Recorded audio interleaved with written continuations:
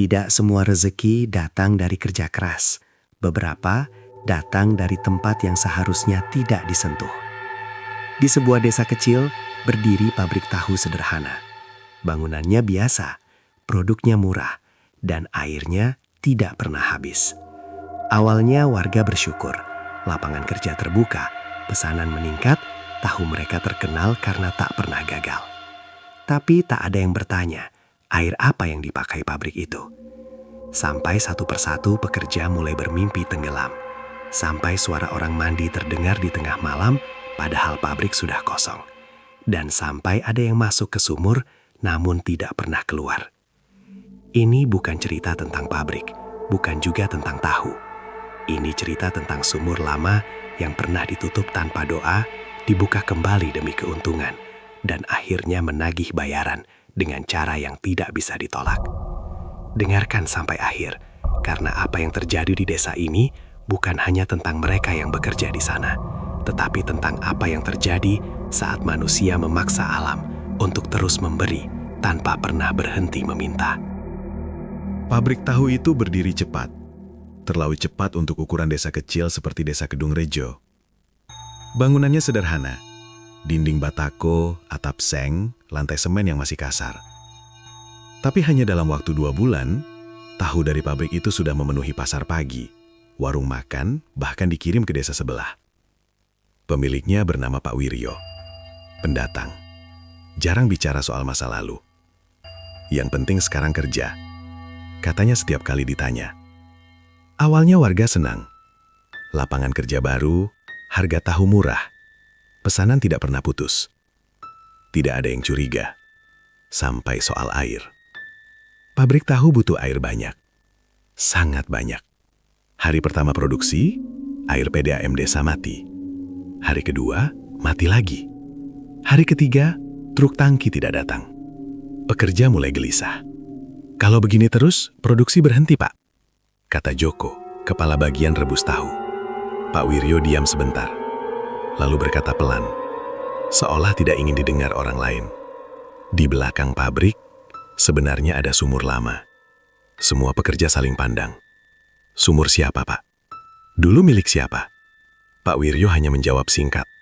Sudah lama, tapi airnya masih ada.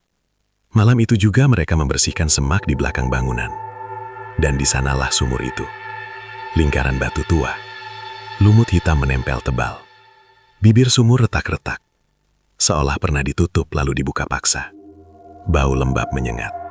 Bercampur aroma tanah busuk. Saat ember pertama diturunkan, airnya jernih sekali. Terlalu jernih. Air lama biasanya bau, Pak, gumam Joko. Pak Wiryo tersenyum tipis. Air lama itu justru paling kuat. Tidak ada yang berani membantah. Sejak memakai air sumur itu, tahu mereka tidak pernah gagal. Tekstur padat, warna cerah, tidak mudah hancur. Bahkan tukang tahu senior di desa heran.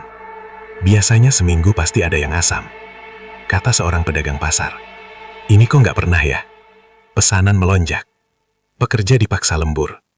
Jam kerja diperpanjang. Dan sejak itulah, hal-hal kecil mulai terasa tidak wajar. Air sumur selalu penuh. Tak pernah surut. Meski dipakai seharian. Ember sering terasa berat. Seolah bukan hanya air yang terangkat. Dan setiap kali air disiramkan ke kedelai panas, terdengar suara seperti orang menghala napas. Dengar nggak? Tanya Roni, pekerja termuda. Joko menggeleng. Panas bikin halusinasi. Tapi malam itu, saat pabrik sepi, penjaga malam bernama Pak Samin mendengar suara yang sama. Suara air disiram. Padahal mesin sudah mati. Keesokan paginya Pak Samin terlihat pucat. Saya nggak mau jaga malam lagi, katanya tegas pada Pak Wiryo. Kenapa? Semalam ada yang mandi di sumur. Pekerja lain tertawa. Ah, Pak Samin kebanyakan kopi. Tapi Pak Samin bersumpah. Saya dengar jelas. Air disiram ke badan. Ada suara orang berdiri, dan suara itu bilang, ia berhenti. Napasnya memburu. Airnya dingin. Tapi aku masih haus. Suasana mendadak sunyi. Pak Wiryo menatap sumur dari kejauhan. Wajahnya tidak terkejut. Justru seperti mengingat sesuatu. Mulai hari ini, Katanya pelan tapi tegas. Tidak ada yang ambil air selain jam produksi. Dan jangan ada yang bicara macam-macam ke warga. Joko memberanikan diri. Pak, sumur ini dulu apa? Pak Wiryo menoleh. Tatapannya tajam. Sumur ini, katanya, pernah ditutup. Karena terlalu banyak yang masuk. Dan tidak keluar. Angin tiba-tiba bertiup dari arah sumur. Air di dalamnya beriak pelan. Seolah ada sesuatu yang baru saja terbangun kembali. Sejak kejadian malam itu, tidak ada lagi yang berani mendekati sumur sendirian. Tapi produksi tidak berhenti, justru semakin padat. Pesanan tahu datang dari luar desa. Warung makan minta pasokan harian. Pabrik mulai beroperasi dari subuh sampai hampir tengah malam. Anehnya, tidak satupun tahu gagal. Tidak asam, tidak pecah, tidak basi. Seolah-olah air dari sumur itu menjaga hasilnya. Joko yang paling sering bersentuhan dengan air mulai merasakan hal aneh. Setiap kali mencelupkan tangan ke bak rendaman, kulitnya terasa dingin lebih lama dari seharusnya. Bukan dingin air, melainkan seperti menyentuh kulit manusia. Suatu siang Roni berteriak kecil, "Mas, airnya bergerak sendiri." Air di dalam bak tahu beriak pelan, padahal tidak ada yang menyentuhnya. Pak Wiryo datang, melihat, lalu hanya berkata singkat, "Air lama memang begitu. Kalau sudah lama dipakai, dia hidup." Kata itu membuat beberapa pekerja saling pandang. Hidup. Malamnya, 3 pekerja mengalami mimpi yang sama persis. Mereka berdiri di tepi sumur, gelap. Lalu terdengar suara orang mandi. Satu persatu, mereka dipanggil dengan nama lengkap. Saat bangun, tangan mereka basah. Padahal tidak ada air di kamar. Roni paling parah. Ia mulai takut tidur. Matanya cekung, dan setiap istirahat siang, ia berdiri menatap sumur tanpa sadar. "Kalau aku turun, dinginnya hilang," gumamnya suatu kali. Joko menarik bahunya. "Kamu kenapa, Ron?" Roni tersentak, seolah baru sadar di mana ia berdiri. Suatu pagi, tahu yang dibuat dari air sumur terlihat lebih putih dari biasanya. Terlalu putih. Pedagang pasar bilang, "Ini tahu beda." Pembeli langsung cari. Tapi ada satu hal ganjil. Setiap tahu yang retak atau cacat selalu jatuh ke lantai dekat sumur, bukan ke tempat sampah. Seolah-olah ada yang menggesernya perlahan. Pak Samin yang masih terpaksa jaga malam melihat kejadian itu. Sebuah tahu jatuh sendiri, menggelinding, berhenti tepat di bibir sumur. Dan dari dalam sumur, terdengar suara air di sendok. Pekerja mulai protes. "Kita harus pakai air lain, Pak," kata Joko. "Minimal dicampur." Pak Wiryo langsung menolak. "Air itu yang bikin kita hidup," katanya dingin. "Kalau kalian mau gaji jalan, pakai air itu. Kalau air itu bahaya, bahaya itu kalau pabrik tutup." Sejak hari itu, Pak Wiryo melarang pembicaraan tentang sumur. Tapi larangan tidak menghentikan gejala aneh. Satu persatu pekerja mengalami perubahan. Kulit mereka sering lembab, bau air sumur menempel meski sudah mandi, dan di telapak kaki muncul bekas biru kehitaman, seperti bekas berdiri lama di air dingin. Roni suatu sore jatuh pingsan. Saat dibangunkan, ia menangis. Dia bilang aku kuat. Dia bilang aku bisa lama di dalam.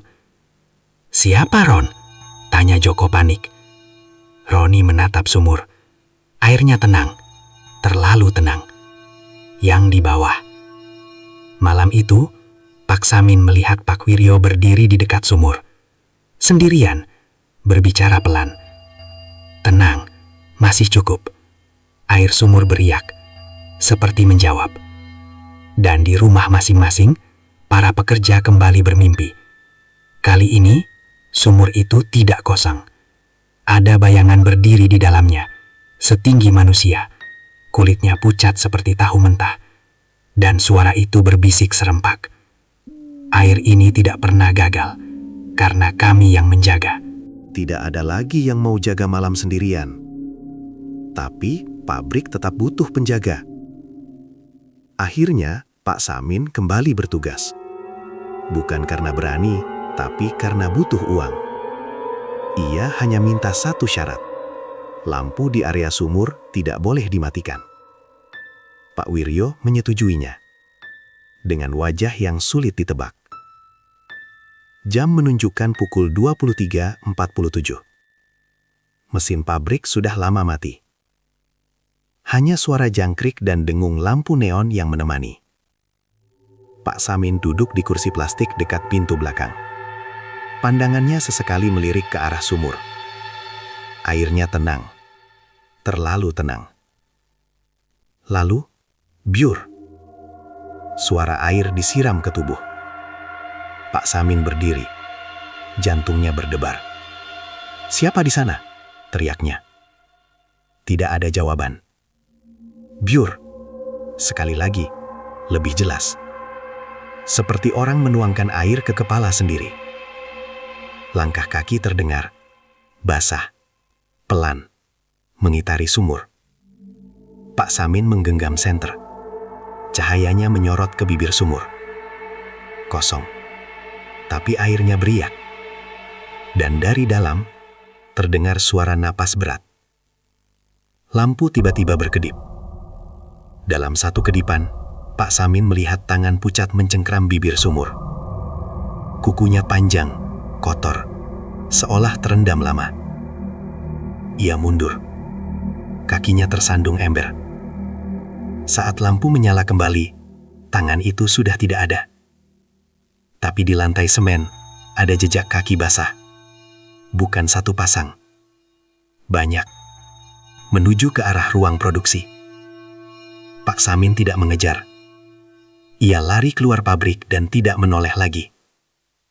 Pagi harinya, Pak Samin ditemukan duduk di depan rumahnya. Matanya kosong. Bajunya masih basah. Ia hanya mengulang satu kalimat. Airnya tidak cukup. Airnya tidak cukup. Joko dan Roni datang menjenguk. Saat Roni menyentuh bahu Pak Samin, tubuhnya gemetar. "Aku dengar suaranya juga," bisik Roni. Dia mandi dan ngajak. Hari itu produksi tetap berjalan. Pak Wiryo memerintahkan air sumur dipakai lebih banyak dari biasanya. "Pesanan naik," katanya. "Kita kejar." Saat ember diturunkan, Joko merasa talinya ditarik dari bawah. "Ron, pegang," katanya. Berdua mereka menarik ember. Airnya penuh, terlalu penuh. Dan di permukaannya ada rambut hitam panjang. Roni menjerit dan melepaskan ember. Air tumpah ke tanah. Tanah mendesis, seperti kulit disiram air panas.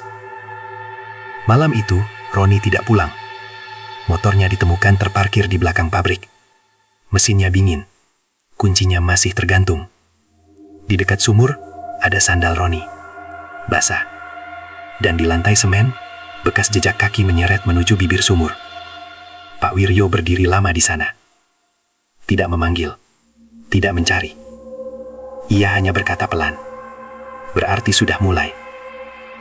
Keesokan paginya, tahu yang dihasilkan pabrik terasa lebih kenyal. Pembeli memuji. Pesanan bertambah. Tapi Joko melihat sesuatu yang membuatnya mual.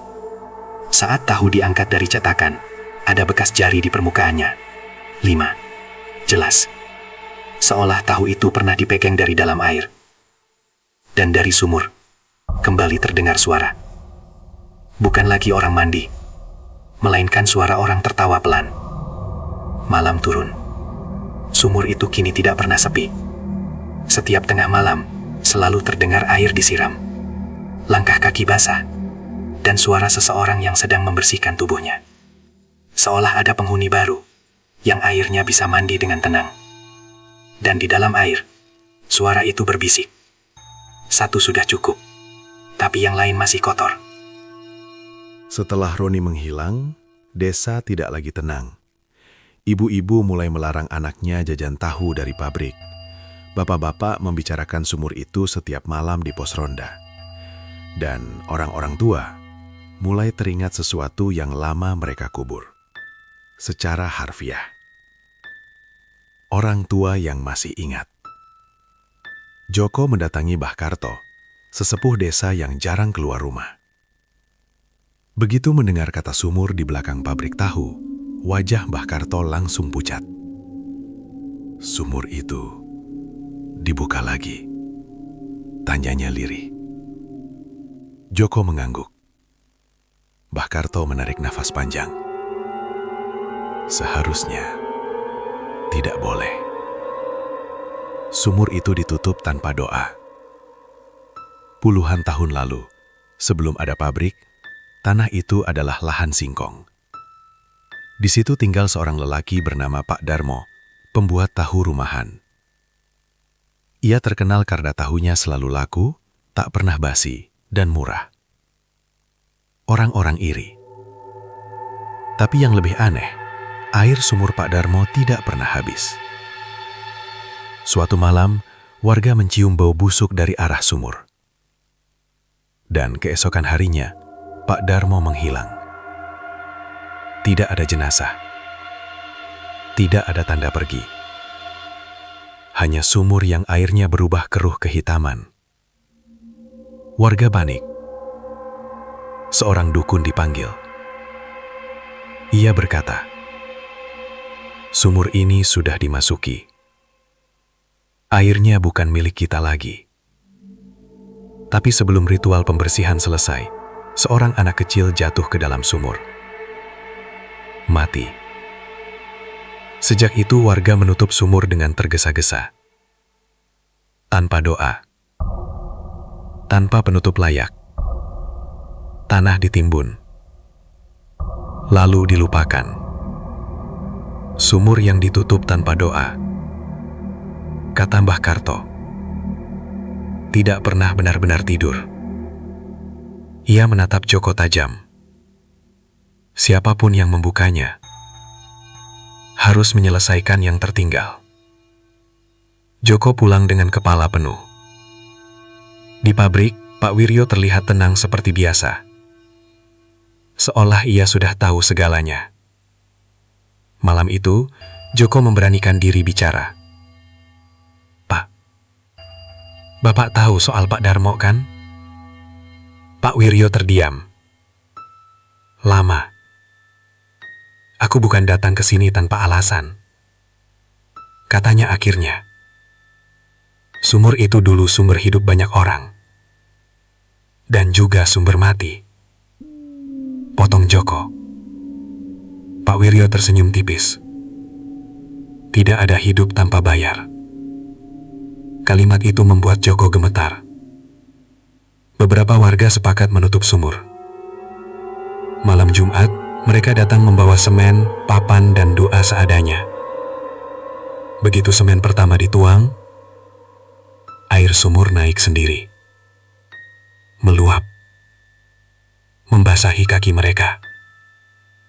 Dan dari dalam sumur terdengar jeritan. Bukan satu. Banyak. Salah satu warga kesurupan. Berteriak, "Jangan tutup. Kami belum selesai mandi." Lampu padam.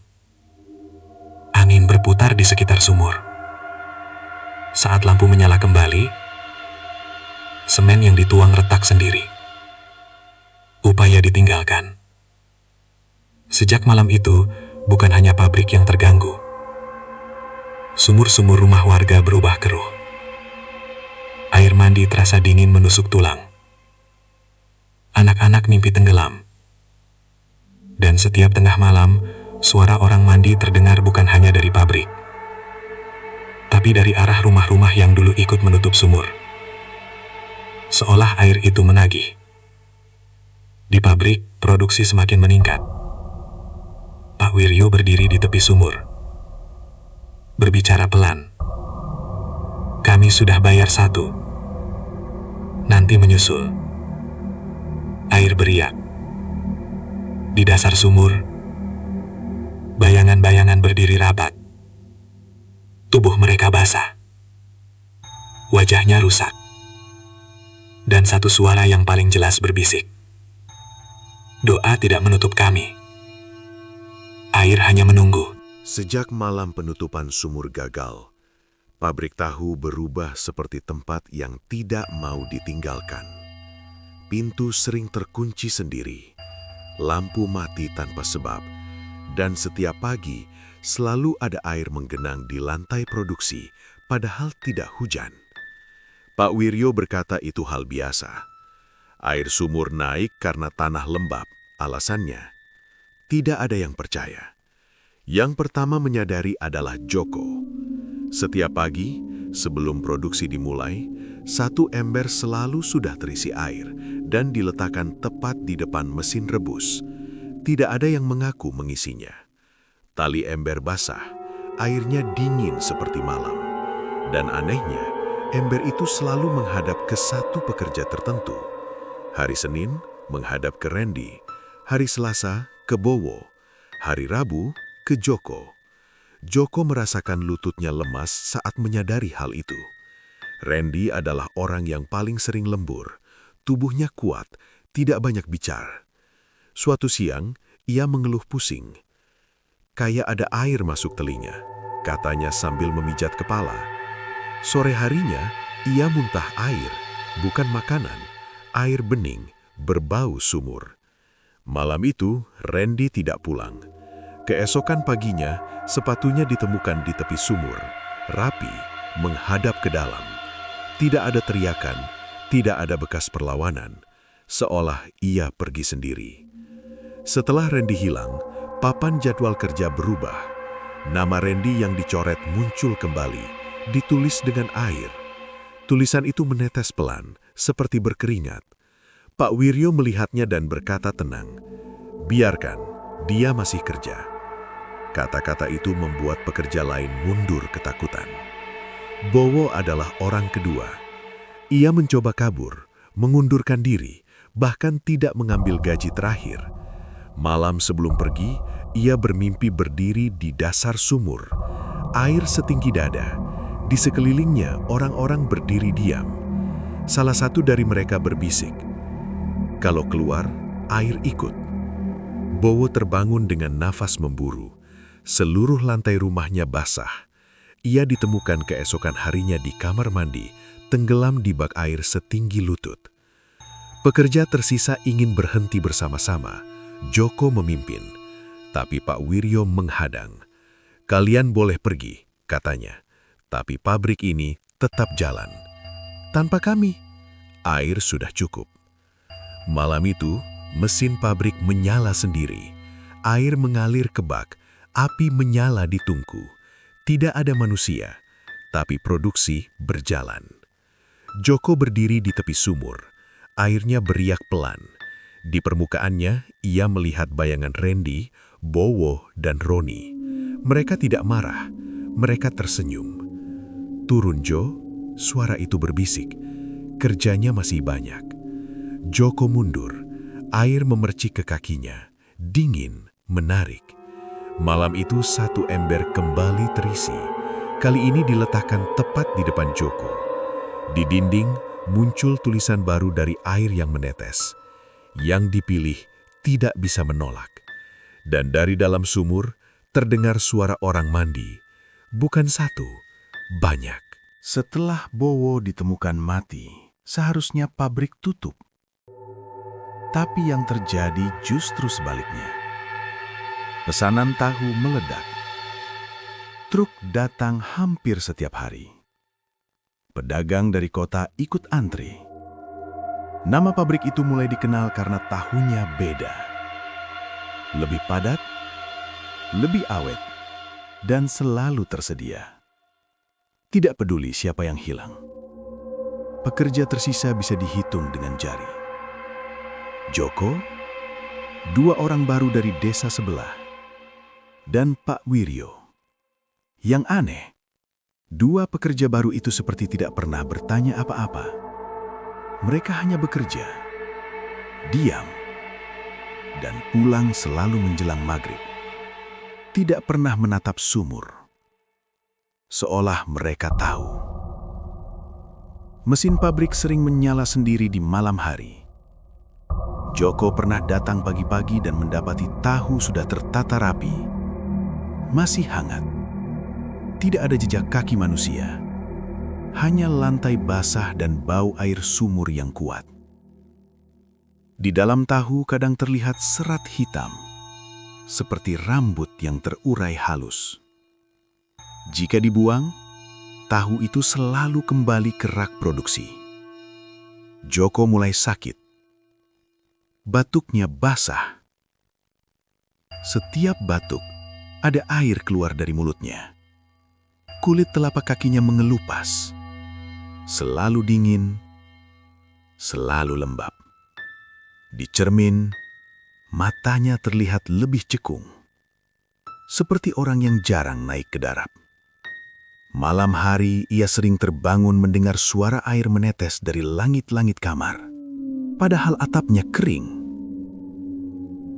Suatu malam, Joko melihat Pak Wiryo berdiri di tepi sumur lebih lama dari biasanya. Ia berbicara. "Kami sudah hampir cukup," katanya. "Tinggal satu lagi." Joko bersembunyi di balik mesin. "Yang terakhir harus kuat," lanjut Pak Wiryo. "Yang bisa bertahan di dalam." Air beriak kuat. Dari dalam sumur, terdengar suara yang mirip Joko sendiri. "Aku siap." Pagi berikutnya, seorang lelaki tua datang ke pabrik. Kulitnya pucat, pakaiannya basah. Ia tidak memperkenalkan diri. Hanya berkata pada Pak Wiryo, "Airnya sudah cukup dalam." Pak Wiryo mengangguk hormat. Joko merinding. Ia sadar, Pak Wiryo bukan pemilik. Ia hanya penjaga kontrak. Sore itu, salah satu pekerja baru terpeleset. Tubuhnya jatuh ke bak rendaman. Tidak tenggelam, tidak berteriak. Ia berdiri diam di dalam air selama beberapa detik, lalu berjalan keluar sendiri. Matanya kosong. Ia melangkah ke arah sumur dan melompat. Pak Wiryo tidak menghentikan. "Sudah dipanggil," katanya. Produksi tahu hari itu mencapai rekor tertinggi. Di papan produksi, muncul tulisan baru dari air yang merembes. "Nyawa menutup kekurangan." Joko berdiri gemetar. Ia sadar, kini tinggal satu nama yang belum dicoret. Namanya sendiri. Dan dari dalam sumur, suara itu memanggilnya lembut. "Giliranmu menjaga." Malam itu Joko tidak pulang. Ia duduk di bangku kayu pabrik, menunggu waktu yang tidak ingin ia lewati. Sumur tenang. Tidak ada suara mandi. Tidak ada riak. Seperti air yang sedang menahan napas. Jam menunjukkan pukul 00. Lampu pabrik menyala sendiri. Mesin berderak pelan. Lalu berhenti. Api di tungku menyala tanpa kayu. Air mengalir dari sumur ke bak. Bening. Dingin. Joko berdiri. "Kalian janji," katanya pelan. "Aku tinggal. Desa aman." Air beriak sekali.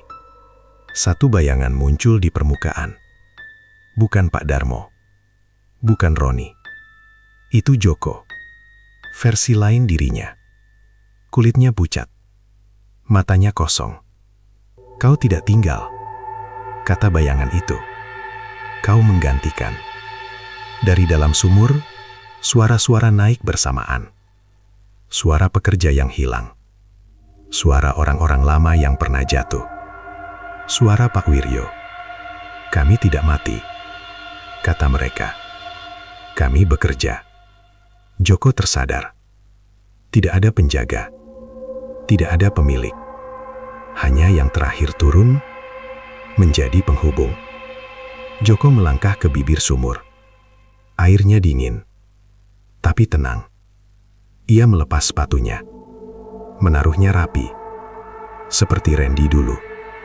Kalau ini caranya selesai, bisiknya. Jangan ambil lagi. Air naik perlahan, menyentuh kakinya. Tidak ada tarikan, tidak ada paksaan. Joko melangkah masuk. Tubuhnya tenggelam tanpa suara. Sumur kembali tenang. Pagi datang. Desa Kedungrejo sunyi. Pabrik tahu berdiri seperti biasa. Asap tipis keluar dari cerobong. Aroma tahu segar menyebar. Truk datang. Tidak ada yang membuka gerbang. Tapi gerbang terbuka. Di dalam tahu sudah tertata rapi. Hangat. Sempurna. Tidak ada pekerja. Tidak ada pemilik. Hari-hari berikutnya warga mulai pergi. Tidak ada lagi suara air mandi tengah malam. Sumur-sumur rumah kembali normal. Tapi pabrik tetap beroperasi. Setiap pagi tahu siap diambil. Setiap malam air mengalir.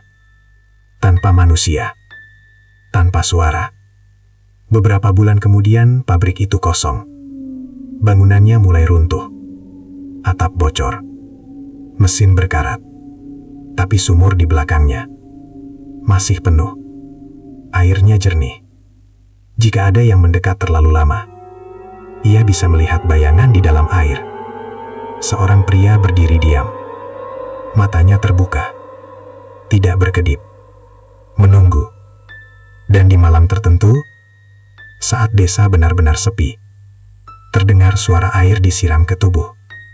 Pelan. Tenang. Seolah seseorang masih bekerja. Di tempat yang tidak lagi membutuhkan manusia. Malam itu Joko tidak pulang. Ia duduk di bangku kayu pabrik, menunggu waktu yang tidak ingin ia lewati. Sumur tenang. Tidak ada suara mandi. Tidak ada riak. Seperti air yang sedang menahan napas. Jam menunjukkan pukul 00. Lampu pabrik menyala sendiri. Mesin berderak pelan, lalu berhenti. Api di tungku menyala tanpa kayu. Air mengalir dari sumur ke bak. Bening. Dingin. Joko berdiri. Kalian janji. Katanya pelan. Aku tinggal. Desa aman.